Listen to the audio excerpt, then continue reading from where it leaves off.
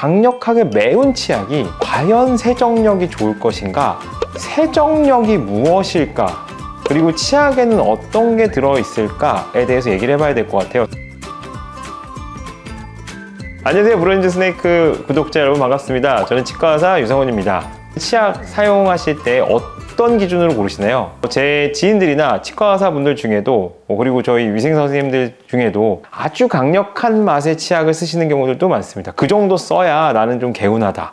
강력하게 매운 치약이 과연 세정력이 좋을 것인가? 세정력이라고 하는 건 결국에는 치아에 붙어있는 음식물 찌꺼기, 세균, 세균과 음식물이 달라붙은 치태, 이런 것들이 얼마나 잘 닦이느냐가 문제겠죠. 결국 닦는 역할은 실은 칫솔이 하지 않을까라고 생각을 합니다. 근데 치약이 과연 세정력에 영향을 줄 것이냐? 줄 수 있습니다. 치약의 성분에는 이런 것들이 들어있어요. 우선 마모제라 그래서 음식물들을 잘 닦아낼 수 있도록 미세한 알갱이 같은 거죠. 거품과 기름때 같은 걸 닦아내는 역할은 계면활성제라는 게 있고요. 치약의 촉촉함을 유지하게 하는 보습제, 치약들에 있는 성분들을 잘 뭉치게 할 수 있는 점증제, 그리고 치약에 실제로 주성분이라고 하는 항균성을 갖게 한다든지, 아니면 뭐 시린이에 특화가 되어 있다든지, 불소처럼 충치세균을 줄인다든지, 치료 성분들, 그 다음에 또 있는 것들이 향료, 실제로 향을 내는 요소들. 치약도 상할 수 있으니까 이제 보존하기 위해서 보존제가 들어있고요. 그 다음에 물이 들어갑니다. 정제수라고 하는데,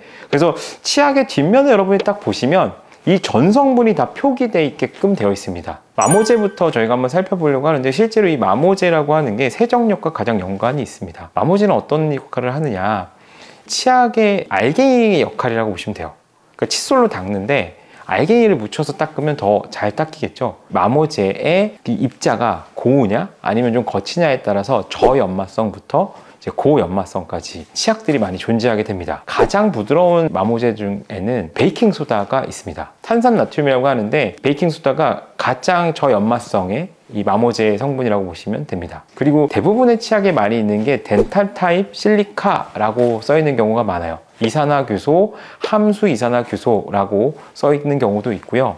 이 덴탈 타입 실리카 같은 경우에는 저연마성부터 중등도의 연마성까지 커버하는 영역이라고 보시면 됩니다. 저연마성의 치약들에는 아까 말씀드렸던 탄산나트륨이나 덴탈 타입 실리카가 들어있는 경우가 대부분입니다. 저연마성은 보통은 아이들 용도로 쓰이기도 하고요. 그리고 시린이 치약에 주로 많이 사용되게 됩니다. 중등도는 일반적인 저희가 추천해주는 치약이라고 보시면 되고, 중등도의 연마성의 치약에는 대부분 뭐가 들어있냐면 인산칼슘이나 덴탈 타입 실리카가 들어있게 되어 있습니다. 치아에 이게 까맣게 착색이 잘 되시는 분들이 있거든요. 이가 많이 시리지는 않고 고연마성을 써서 닦는 경우가 있는데, 요즘 트렌드하고는 조금 거리가 멀긴 합니다. 고연마성의 치약 자체가 굳이 이를 상하게 할 필요가 있느냐라는 게 조금 더 요즘의 치약 트렌드긴 한데, 어쨌든 고연마성의 치약을 원한다 라는, 진짜 너무 뭐가 껴서 문제다, 고연마성의 치약을 이제 써볼 수 있는데, 고연마성의 치약에는 보통 탄산칼슘과 알루미늄 산화물, 알루미나라고 하는 성분들이 들어 있습니다. 이것들만 봐서 실제로 여러분들이 알기는 좀 어렵고, 국내 치약들에는 마모도에 대해서 꼭 표기하는 게 필수 요소는 아니긴 한데요. 해외 치약들 같은 경우는 RDA 지수라는 게 있어요. 상대적 상아질 마모도라고 하는 이제 지표인데, 실제로 이제 치약에 있어서의 마모도를 표기하는 건데요. RDA 지수가 70 이하인 건 이제 저마모도인 거죠. 저연마성에. 그래서 어린이 치약이라든지 시린이 치약에 사용을 하고요. 70에서 100 정도 사이면 이제 중등도의 연마성이라고 보시면 됩니다. 평균적으로 저희가 치과에서 추천해드리는 잇몸이 건강한 사람들이 쓰는 치약이라고 보시면 될 것 같습니다. 그리고 미백 치약 같은 경우가 보통은 이제 마모도를 좀 강력하게 사용하거든요. 왜냐면 좀 표면이 좀 잘 닦이게끔 해야지 치약을 하얘지는 효과를 얻을 수 있으니까. 근데 그런 경우가 대부분 100 이상이 넘는 고연마성의 이제 치약이거든요. 아주 특별한 목적이 아닌 이상, 뭐 미백 치약을 쓴 거나 이런 경우 아닌 이상, 보통 치과의사들은 100 이하의 RDA 지수를 갖고 있는 치약들을 추천하기는 합니다. 마모제, 연마제라고 하는 것들이 세정력에 가장 강력하게 영향을 미치는 요소입니다. 향료나 색소 같은 것들이 실제로 맛과 색깔을 보여주는 건데, 나머지 요소들은 대부분 색깔이나 향에 영향을 주진 않습니다. 그래서 우리가 매운맛을 낸다라고 하는 건 실은 향료예요. 향료가 강하다 그래서 마모도가 강할 거냐는 같지 않다는 거죠. 그래서 매운 치약이 꼭 세정력이 좋다라고 할 수는 없습니다.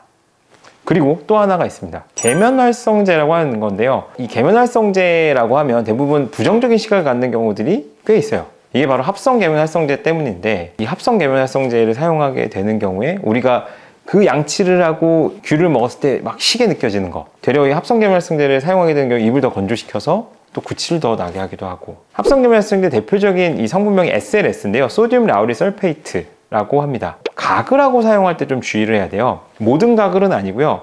CPC라고 하는 염아세틸 피리디늄이라고 하는 이 항균 성분의 가글을 사용하는 경우에요, 이 합성 계면활성제랑 이 CPC가 결합하게 되거든요. 그래서 실제로 이 항균성의 효과를 떨어뜨려 버려요.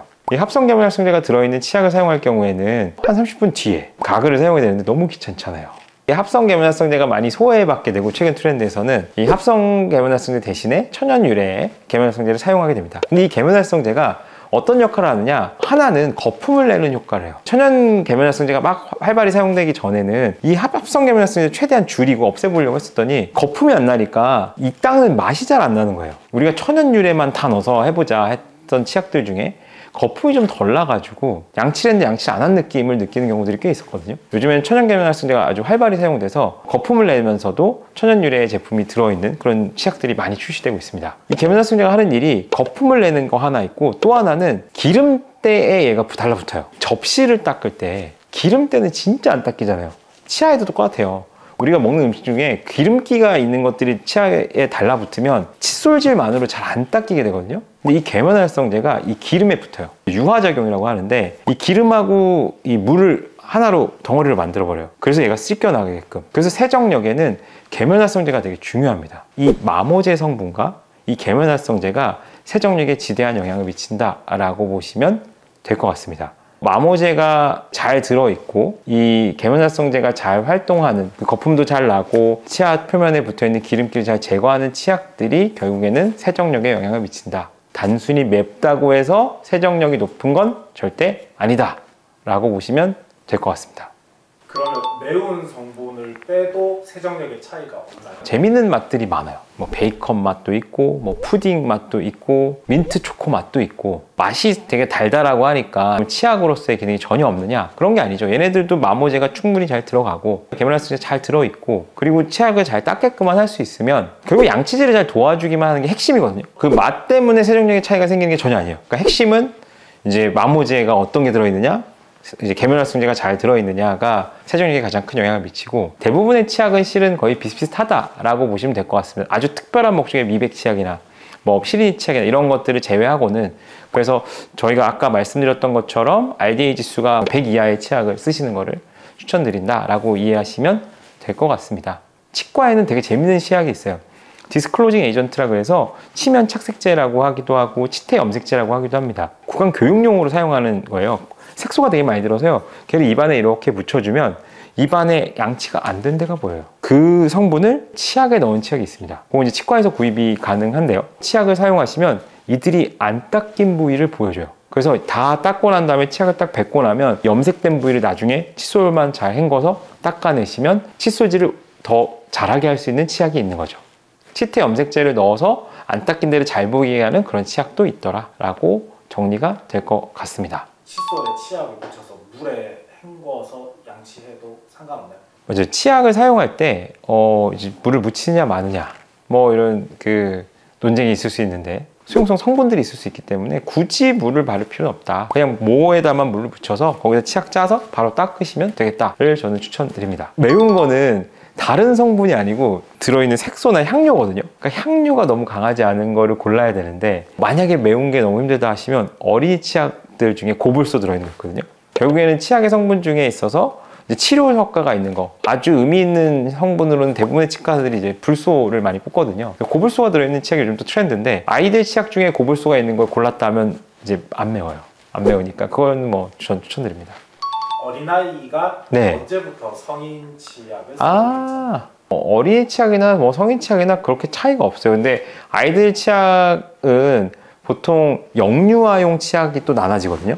영유아용 치약은 그게 달라요. 대부분 천연 성분을 넣는 게 애들이 막 먹거든요. 그러니까 아이들이 침을 뱉어낼 수 있기 시작하면 실은 뭐 성인 치약을 써도 그렇게 상관없다고 저는 생각합니다. 근데 아이가 만 3세 이하 애들 정도는 주는 족족 먹어요. 그러니까 치약으로 뭘 닦겠다는 게 아니고 치약을 먹으려고 양치하는 친구들이 되게 많거든요. 그런 친구들에서는 어린이 전용 치약, 불소도 그때는 좀 적은 함량이 들어있고, 심지어 예전에는 아예 무물소 치약을 많이 썼어요. 근데 요즘에는 이제 국제 지침이 좀 바뀌어가지고 이제 치약을 삼키는 친구들에 있어서도 아주 쌀알 만큼 1000ppm 정도 되는 건 써도 되겠다 라고 권고가 바뀌긴 했는데, 그래도 뭔가 좀 찝찝하죠. 어머님 입장에서는 좀 찝찝하기도 하고, 그렇다 그러면 그냥 천연 제품만 들어있는 걸 사용하는 걸 추천드립니다. 그래서 그 이후 침을 뱉기 시작했다 그러면 성인 치약 써도 상관없다. 그리고 만 6세가 지나면 아예 뭐 성인 치약을 쓰는 거는 전혀 문제 없다 라고 보시면 될 것 같습니다.